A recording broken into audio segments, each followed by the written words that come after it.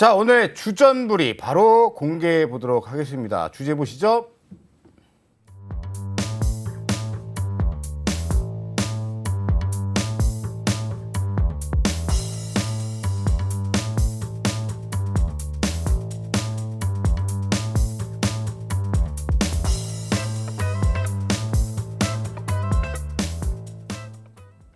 네, 사실 우리 주식 투자자들에게 이 방미, 윤 대통령의 방미 과정에서 딱 꽂히는 장면 하나가 있죠. 일론 머스크와의 만남이었습니다. 안 그래도 대한민국 증시가 2차 전지 때문에 뭐 울고 웃고 뭐 난리도 아닌 상황에서 굉장히 중요한 포인트일 것 같고요.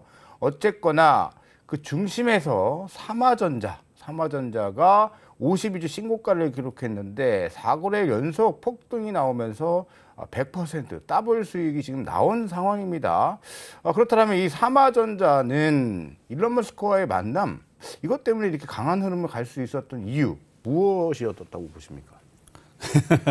글쎄요, 뭐 여러 가지 이슈들이 좀 있는데 삼화전자뿐이 아니라 네. 관련된 기업들이 최근에 타이밍이 좀 중국과의 관계가 좀 약간 냉랭해지는 뉘앙스가 풍겨지다 보니까 히토류 관련된 기업들이 조금 반응을 좀 했었습니다. 히토류. 네, 그리고 이제 히토류 관련해가지고 또 반사이익을 누릴 수 있는 관련된 기업들이 움직였는데 그 페라이트 관련해가지고 테슬라가 최근에 그 차세대, 그러니까 지금 만들고 있는 제품 말고요. 네. 새로 신제품 관련해가지고 전기차 모터 관련해서 히토류를 사용하지 않겠다. 그래서 이 히토류를 사용하지 않게 된다라면 그 대체품으로 사용될 수 있는 그 제품들이 몇 개 있습니다. 네. 대표적으로 페라이트라는 제품이 좀 있고요. 네. 그리고 규소강판이라는 제품이 있고, 그리고 비장질 금속이라는 이 세 개의 그 제품들이 좀 있는데 페라이트가 조금 주목을 받았던 것 같아요. 거기다가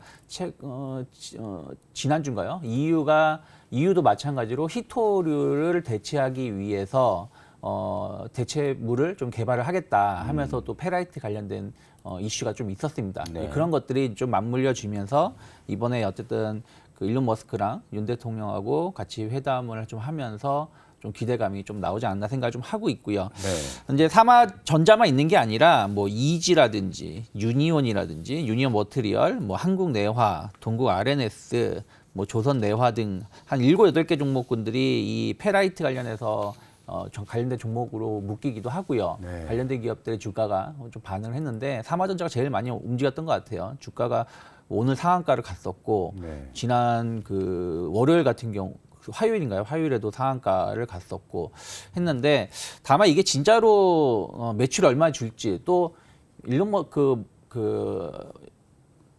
테슬라하고 계약을 맺은 게 아니거든요. 그렇죠. 그래서 좀 기대감에 의해서 좀 과도하게 오른 부분들은 항상 주의를 해야 되지 않을까 판단하고 있습니다. 좋습니다. 일단 급등 나온 건 좋은데 우리가 뭐 삼화전자를 매매해보자는 의미는 아닙니다. 어쨌든 분위기 흐름을 이어가는 과정 속에서 페라이트 관련해서도 움직임이 나왔고 전체적으로 2차 전지가 21선을 깰 것이냐 버틸 것이냐에서 다시 튕겼기 때문에 그 요인을 일론 머스크와 윤 대통령의 만남에서 한번 찾아보고 있는데 황 팀장께서는 지금 시총이 이게 올랐는데도 삼화전자는 1,000억 미만입니다. 네. 이런 종목군들은 좀 어떻게 좀 보는 게 좋을까요? 사실 이 원고 주셨을 때 네. 오르는지도 몰랐었습니다. 왜냐하면 사실 모니터링하는 종목들이 많고 그렇죠. 하다 보니까 사실 이렇게 올랐는데도 시총이 800억 대면 사실 관심이 아예 없었던 종목. 사실 저는 오늘 많이 봤던 게 네. 이지나 이주. 유니온이나 이런 쪽에서 사실 조금 매매하시는 분들이 있어서 같이 하고 그랬었거든요. 예. 근데 사실 뭐 오늘 올라 보니까 얘가 뭐 페라이트와 관련된 종목으로 엮여 있고 이제 대체제로 쓸 수 있는 뭐 그런 종목이라고 해서 많이 올랐는데 기본적으로 시가총액 1,000억 이하에서 잡혀 있는 뭐 사실 이런 종목들이 외국인이 매수했다라고 해서 그게 사실 진성 외국인이라고 볼 수는 없잖아요. 네.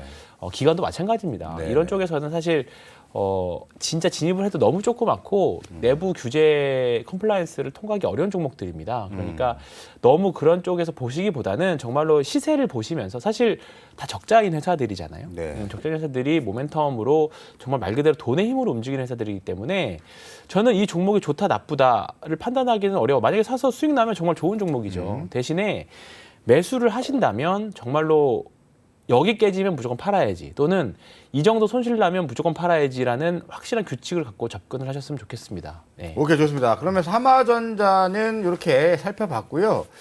두 분 다 찐 트레이더들이시기 때문에 오히려 삼화전자를 접근하시기에는 다소 좀 위험성이 있다라는 의미로 보면 될 것 같고요. 그럼 정작 중요한 거는 전체적으로 2차 전지에 오늘 섹터가 에코프로를 필두로 해서 온기가 다시 한번 불면서 21선 멋지게 양봉을 세웠습니다. 이거는 아직까지 2차 전지가 시장의 주도권을 쥐고 있다는 의미로 봐야 될 텐데요. 일론 머스크와의 이 만남 전체적으로 계속 이어질까요? 아니면 오늘 하루 그냥 잠깐 그냥 반짝 움직인 걸까요? 네, 어떻게 보세요? 뭐 어쨌든 연초부터 계속 그 일론 머스크랑 관계를 계속 가져가고 싶어 하는 것 같아요, 정부는. 네. 왜냐면 어쨌든 뭐 기가 팩토리든 대규모 투자를 할 수 있는 몇 안 되는 글로벌 기업이기도 하고요. 네. 다만 이제 우리나라에 과연 기가 팩토리를 투자할 것인가? 네. 그 연초에 뭐 전화 화상 면담인가 하지 않았었습니까? 네. 그때도 기가 팩토리 얘기는 전혀 나온 적이 없었거든요. 그래서 우리나라의 기가 팩토리 그 투자는 쉽지 않을 것 같다 좀 보고 있고요. 또 하나는 지금 테슬라 관련해서 우려와 기대가 계속 있지 않습니까? 왜냐하면 가격을 내리면서 대중화, 판매량이 급증할 수 있다는 어떤 기대감이 있지만 반대로 또 테슬라의 수익성이 줄어든다는 부분들에 대한 어떤 우려감들이 좀 있는데 테슬라 주가 자체는 좀 좋지 못한 것 같아요. 연초에 $100 갔다가 $200까지 반등을 줬지만 최근 들어서 다시 $150까지 좀 조정이 나와 있는 상황이거든요. 그래서 저는 뭐 전기차 대중화, 또 현대기아가 상당히 좋은 전기차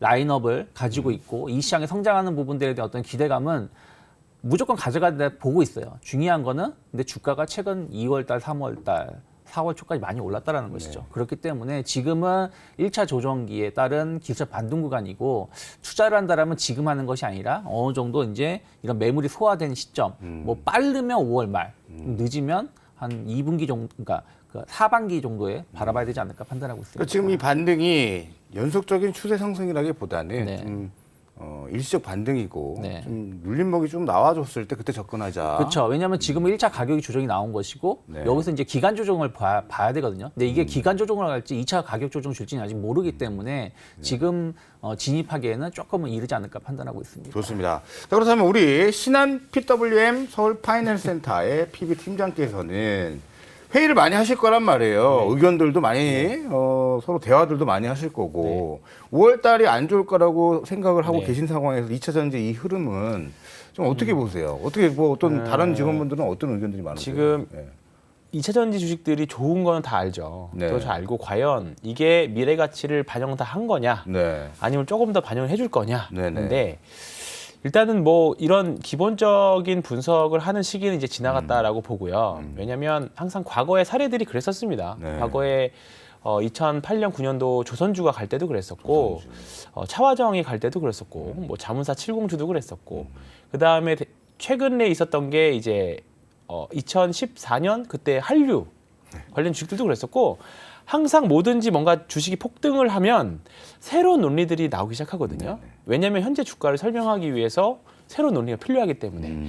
근데 사실 최근에 카카오도 마찬가지였습니다. 네. 작년 2년 전에도. 그러니까 새로운 현재 주가를 설명하기 위해 새로운 논리가 붙기 시작하면 거기에 대해서 사실 동의한 사람들도 있을 거고. 그 논리 새로운 논리들이 계속 나오죠. 네. 예. 근데 그게 합리적인 거를 넘어서서 이제 광기까지 가게 되면 광기.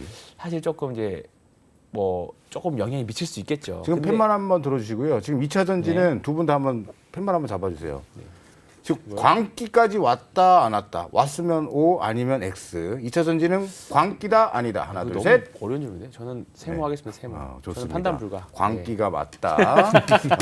그 미스터리 유본부장은 광기가 맞다. 역시 중도를 지키시는 우리 황 팀장께서는 좋습니다. 그러면 다음 질문 들어가기 전에 지금 아까 말씀하신 그 과거 데이터 역사들을 말씀 주셨는데 이름도 참 잘 짓죠. 자문사 70주라는 또 그 이름도 우리가 붙여놨었고 이번에도 2차 전지가 어차피 역사는 반복되는데 또 서적도 많이 보시고 해외 데이터들도 많이 보시잖아요. 그럼 그런 움직이고 있는 과정도 지금 2차 전지도 과거와 네. 비슷하다는 의견이신 거잖아요. 일단 지금은 그렇습니다. 그렇습니다. 네. 오케이, 좋습니다. 일단은 두 분 다 의견은 일단 눌렀을 때 다시 보는 게 좋다. 지금 일시적 반등일 가능성이 높다. 조심해야 된다. 5월은 이 의견을 주셨습니다. 자, 다음 질문 들어가 보죠. 중국이 히토류 무기화 움직임은 항상 있었는데 이번에 유니온과 유니온 머티리얼이 같이 움직이면서 이 전기차 수요가 급증하는 가운데 히토류의 가치가 좀 늘어왔던 건 사실이지만 오늘도 삼화전자의 움직임을 보자라면 히토류의 가치는 사실 또 떨어지고 있는 거잖아요. 이런 걸로 봤을 때 히토류 관련주들이 계속 움직일 가능성이 있다고 보세요?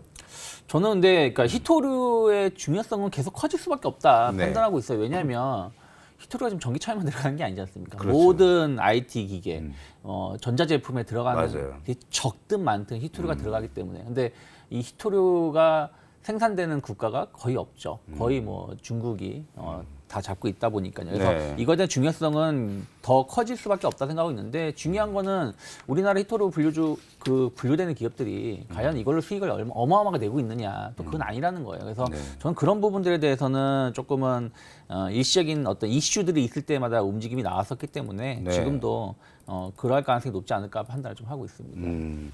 그렇다면은 지금 우리 유본께서 유창희 본부장께서는 히토류 종목 중에 좀 괜찮게 보는 섹터 있으세요? 아까 말씀드린 것처럼 이제 히토류를 지금 대체하려고 하고 있는 움직임이 나오고 있는 부분들이 좀 있거든요. 네. 그래서 그런 측면에서 보신다면 좀 아모그린텍이라는 회사를 좀 관심 있게 보실 필요가 있지 않을까 네. 생각을 좀 하고 있습니다. 대체로 네. 히토류 대체할 수 있는, 대체할 수 있는 종목으로. 네, 그러니까 아까 말씀드린 대로 히토류를 대체할 수 있는 어떤 제품들에 대해서 관심도가 좀 많이 나오고 있는데 그것 중에 하나가 뭐 규소광판, 뭐 페라이트, 뭐 비정질 금속 이렇게 해가지고 좀 구분이 되어 있는데 이 아모그린텍은 이 비정질 금속 관련해 가지고 이미 기술력을 확보해 놓고 있고요. 그리고 이 비정질 금속 자체가 코어 손실을 적습니다. 코어 손실이 적어서 상당히 히토류를 좀 대체할 수 있는 것으로 시장에서 관심을 많이 받고 있고요. 그래서 비정질 금속이라는 게 이제 고효율 자성 소재로 인해 가지고 그 나노 분말을 통해서 코어를 개발한다고 보시면 될 것 같아요. 특히 자동차 엔진 관련해 가지고 그래서 아모그린텍은 그리고 테슬라에 직접 지금 제품을 공급하고 있습니다. 그러니까 그런 부분들을 본다라면 실제 매출이 많든 적든 관련된 사업을 하고 있고 제품을 좀 공급하고 있다라는 거 그리고 아까 말씀드린 것처럼 테슬라가 그 히토류 대체를 계속 노력하려고 하고 있다는 것은 또 이 아모그린텍이 회사가 성장할 수도 있는 하나의 발판이 될 수 있지 않을까 판단하고 네, 있습니다. 좋습니다. 눌림목 잘 들어간 자리고 아까 삼화전자는 시가총액이 작은 상태에서 조금 모멘텀으로만 움직였다라면 실질적으로 테슬라와 공급을 재개하고 있는 아모그린텍이 오히려 페라이트 관련 혹은 비정금질 광물, 금속, 비정질 금속 이쪽으로 해서 수혜가 오히려 삼화전자보다는 아모그린텍이 낫다는 의견 주셨습니다. 자, 그렇다면 황 팀장께서는 트레이딩 접근 좀 하세요? 이런 것들도 해볼 만합니까? 잘 안 합니다. 잘 안 하시죠? 네. 그래서 제가 그냥 네. 대충 물어봤는데 아모그린텍은 매매했던 경험이 좀 있었던 것 그러세요? 같아요. 아모 네. 그럼 제가 오히려 네. 이렇게 질문 드려볼게요. 아모그린텍도 어떻게 좀 괜찮아 보이십니까? 네. 네. 저는 제 기준으로는 오늘 한번 사범직하지 않았나 오히려. 예, 어차피 어제가 그러니까 어제의 위치와 비슷한 종목들 사실 굉장히 많았거든요. 네네네.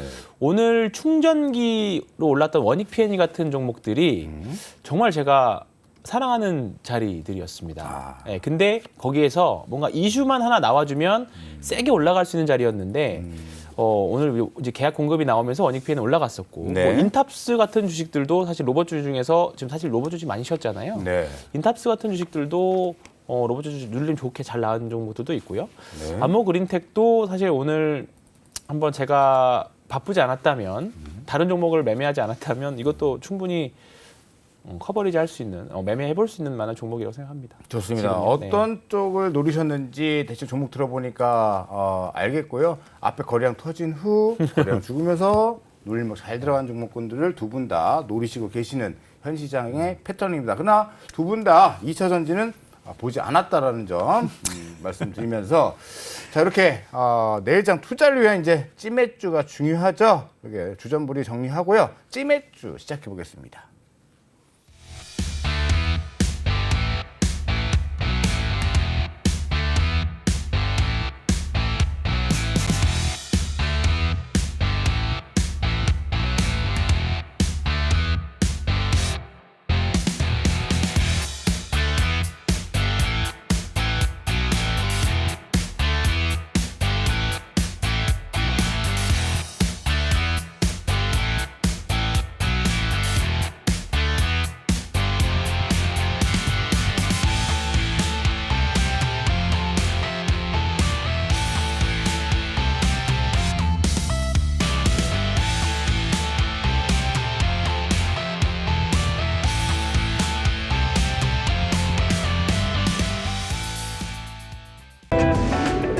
이로운 경제 채널 EBC